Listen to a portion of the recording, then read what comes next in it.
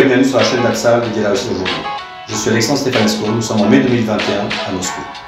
Aujourd'hui, nous allons parler de la situation en Russie en ce mois de mai 2021, comme nous avons parlé de la situation en Russie au cours du printemps 2019 et du printemps 2020. Vous trouverez les liens vers ces vidéos ici, par là.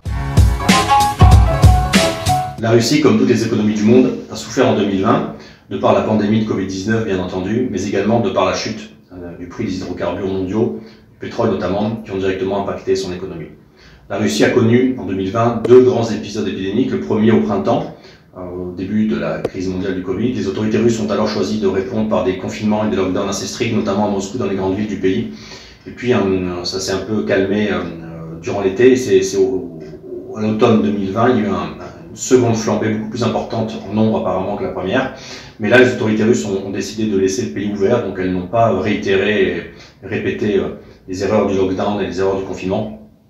Et par conséquent, c'est eu un impact direct sur le niveau du PIB, puisqu'on estime qu'en 2020, le PIB russe a baissé, comme on peut le voir sur l'image qui suit, d'à peu près 3,1%. Donc ça reste honorable. Les prévisions au début de la crise au printemps étaient bien pires.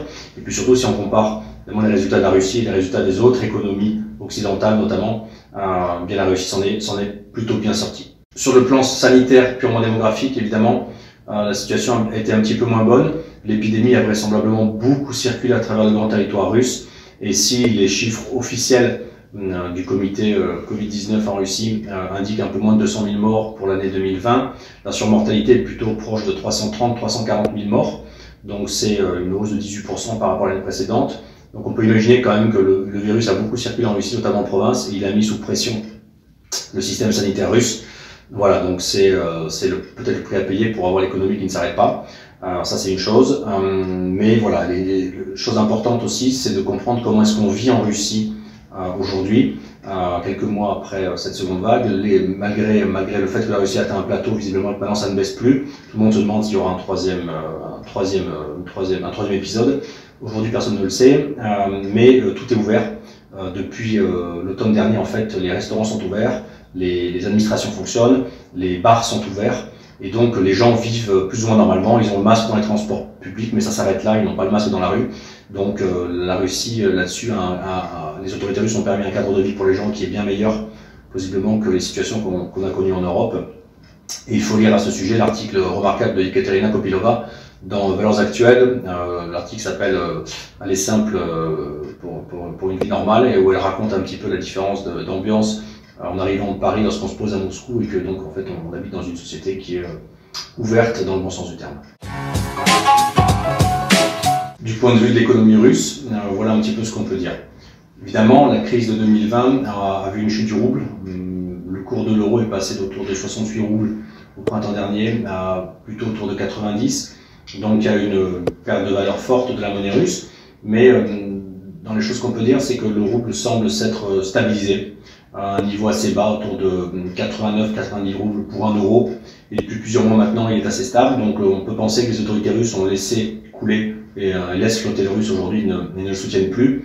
Donc plausiblement, ce seuil faible devrait s'inscrire dans la durée. En même temps, évidemment, la monnaie a baissé avec les cours du pétrole qui se sont effondrés. On se rappelle du printemps dernier, et ça a eu un impact direct sur évidemment l'entière économie russe et aussi la monnaie. Mais voilà, on voit que paradoxalement le pétrole, le baril remonte lentement mais sûrement, et que depuis maintenant l'automne 2020, le baril est relativement stable. On est aujourd'hui à un baril qui est autour de 65-68 $. Donc il faut se rappeler que dès que le baril dépasse 42 $, en fait, le budget russe est excédentaire, et donc les autorités russes remplissent les caisses. Donc globalement, la situation n'est pas si mauvaise de ce point de vue-là aujourd'hui, et bien meilleure que celle à quoi on pouvait s'attendre. On a parlé des réserves, on parle de remplir les caisses, donc on peut parler des réserves de change russes, malgré tout ce qui s'est passé, malgré les fluctuations de monnaie, malgré les fluctuations du cours du pétrole. On voit que les réserves de change bien managées continuent à augmenter, et elles se situent aujourd'hui au début du mois de mai à 590 milliards $, donc plus que le niveau de 2008. Par conséquent, ça c'est un excellent résultat pour les autorités russes. Et évidemment, la crise de 2020 a eu un impact sur sur la dette du pays, puisque la dette du pays est montée, a augmenté, elle est passée de 12 à 13% à près de 20%. Mais c'est majoritairement une dette intérieure, une dette domestique, puisque la dette extérieure en fait est autour de 5%. Donc les caisses sont pleines, le pays est peu endetté, et donc les autorités ont énormément sur la pédale pour pouvoir socialement agir si elles en avaient évidemment la velléité. Concernant la vaccination en Russie, on a beaucoup parlé. Effectivement, la Russie est le premier pays au monde à avoir produit un vaccin contre le Covid-19, déjà lors de l'été 2020. Depuis, on a produit 4 autres, une version allégée du premier et 2 autres vaccins. Donc il y a 4 vaccins aujourd'hui, plus un premier médicament qui serait en cours de fabrication. Et effectivement, la campagne de vaccination en Russie a commencé très tôt et elle s'est internationalisée puisque le vaccin Sputnik V, qui est le principal en fait, va être livré, produit, vendu dans près d'une 50aine de pays, notamment des pays d'Europe comme l'Italie, Chypre, la Slovaquie, peut-être l'Allemagne.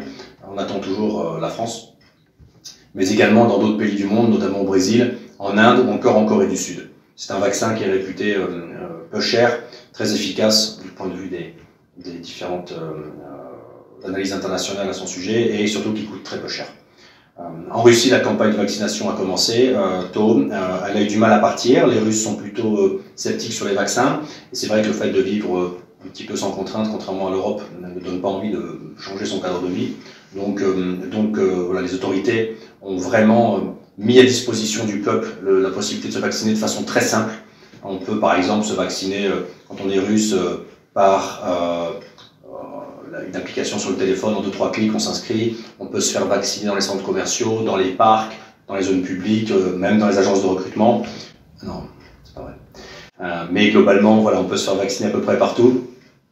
C'est très facile, l'État sponsorise même en donnant des aides financières aux personnes âgées pour qu'elles aillent se faire vacciner. Et si la vaccination est partie lentement, elle s'est un peu accélérée récemment, on peut estimer que, d'après les autorités russes en tout cas, entre septembre et octobre, peut-être 40 à 50% de la population sera vaccinée. Aujourd'hui, je crois que 14 à 15 millions de personnes ont reçu une première dose, soit à peu près 10% de la population. Donc votre serviteur, comme vous pouvez le voir en image à côté.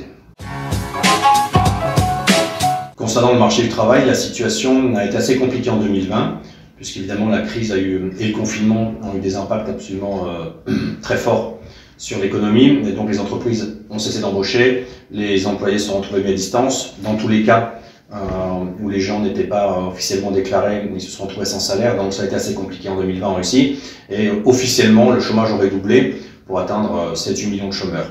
C'est très compliqué de savoir si ce chiffre est accurate, est vrai ou pas, puisque une grande partie de l'économie russe n'est pas officielle, elle est complètement, on parle de shadow economy, c'est une économie de 25 à 30% qui serait complètement au black.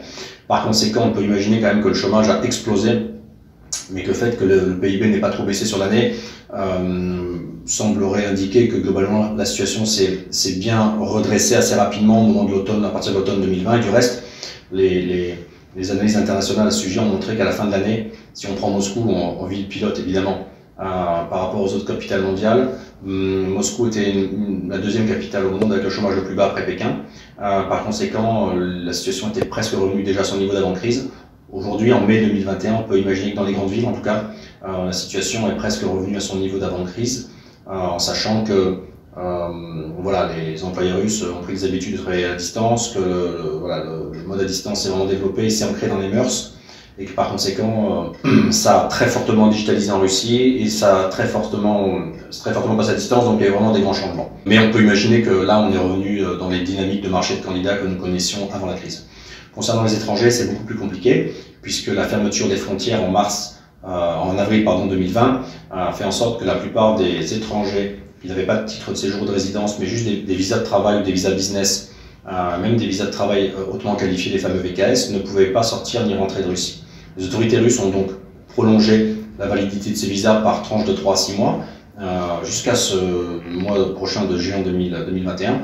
Et ce n'est que récemment, début de l'année, que des changements législatifs ont permis aux titulaires de VKS d'avoir des autorisations d'entrée sur le territoire, mais pour cela, les entreprises doivent avoir des autorisations administratives par notamment les services de sécurité russes, le ministère de tutelle. Donc il y a une procédure un peu lourde et complexe, parfaitement réalisable, mais qui est un peu longue. Mais voilà, la situation reste assez difficile. Aujourd'hui, la Russie n'attribue pas de nouveaux permis de travail hors du territoire de la Fédération de Russie. On peut changer de permis si on est en Russie.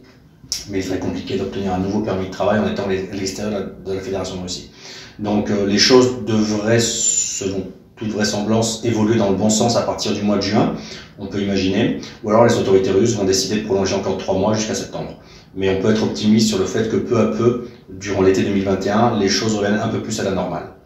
Une autre conséquence de la crise de 2020, c'est que beaucoup d'étrangers sont partis. Et par conséquent, il y a beaucoup moins d'Européens, il y a beaucoup moins d'Asiatiques, il y a beaucoup moins de main-d'œuvre disponible sur le marché du travail. Donc, si habituellement les chiffres étaient de 12, 13 à 14 millions d'étrangers présents sur le territoire de la Fédération de Russie à l'instant précis, on peut imaginer qu'aujourd'hui, selon les chiffres officiels du MVD, le service de police russe, on est passé de 14 à plutôt 9 millions. Et les autorités russes ont récemment appelé 1 million de ces 9 millions à quitter le territoire de la Fédération de Russie parce qu'ils sont en situation illégale. Donc là-dessus, il y a un vrai manque de main-d'œuvre disponible, et notamment pour la réalisation des grands chantiers, que ce soit les chantiers ferroviaires, de construction, les grands projets nationaux que le gouvernement russe a initiés. La situation est très compliquée, puisqu'il y a un manque de plusieurs centaines de milliers de personnes pour permettre la réalisation de ces projets. Et là, les autorités russes vont devoir prendre des mesures, et il va être intéressant de savoir quelles sont ces mesures et comment elles vont être réalisées. Alors un petit point pour terminer sur la situation politique, puisque un bon client français qui a passé malheureusement toute l'année 2020 et le début de 2021 hors de Russie m'a dit un petit peu horrifié lorsqu'il était en Russie, il se demandait un petit peu ce qui se passait, quels étaient les tremblements intérieurs et politiques que la Russie connaissait, est-ce que Moscou était au feu et à sang un petit peu, et c'est vrai que ça s'est retrouvé dans des tweets un peu surprenants d'une sénatrice française qui est venue en déplacement à Moscou à la fin du mois d'avril, et qui venait pour un voyage un petit peu culturel, et qui a, de façon un peu surprenante pour les gens qui habitent ici, en fait, posté un tweet en disant que Moscou était barricadé face à des manifestations monstres, etc. Le centre-ville était fermé. Bon, et en fait, non, c'est pas du tout ce qui se passe. En fait, il y a eu 2 grandes vagues de manifestations en janvier et en avril dernier, organisées par donc, les partisans d'un blogueur qui a été incarcéré, qui s'appelle Alexei Navalny. Mais ces manifestations, si elles ont eu lieu sur tout le territoire de la Fédération de Russie, elles ont réuni, grosso modo, à peu près une centaine de milliers de personnes. Donc c'est l'équivalent en France d'une manifestation au niveau national de 30 000 personnes. On est très loin du titre comparatif des manifestations que la France a connues avec les Gilets jaunes. Et sur la capitale qui est Moscou, par exemple, voilà, c'est des manifestations de 10 000 personnes. Donc pour comparer avec Paris, ça ferait l'équivalent d'une manifestation de 3 000, 3 500 personnes à Paris. Donc on est très loin de manifestations monstres, on est très loin de villes fermées. Les manifestations ont eu lieu. La deuxième vague de manifestations d'avril a vu beaucoup moins d'arrestations que la première. Globalement, c'est des choses qui sont très bien contrôlées par les autorités, il n'y a pas de déstabilisation. Ce qui est sûr, c'est que la Russie va connaître des élections législatives en septembre prochain, et que vraisemblablement rien ne va changer. La situation politique actuelle va se prolonger, et que donc aujourd'hui on peut imaginer qu'au sortir des élections législatives de septembre va continuer la situation de stabilité politique que la Russie connaît depuis les années 2000. Voilà, c'est tout pour aujourd'hui. J'espère que cette vidéo vous a plu. Après quelques mois d'absence, nous sommes de retour, et cette chaîne va reprendre sa vitesse de croisière. Nous allons possiblement faire au moins une vidéo par mois à l'avenir. Si cette vidéo vous a plu, n'hésitez pas à vous abonner à la chaîne, à mettre un pouce bleu ou à liker comme on dit en anglais, et surtout à nous indiquer dans les commentaires, commentez la vidéo bien sûr, et indiquez-nous dans les commentaires si vous avez des sujets sur lesquels vous souhaiteriez que nous fassions des vidéos. Merci beaucoup, et à bientôt pour une nouvelle vidéo sur la chaîne d'Atsal dédiée à la Russie.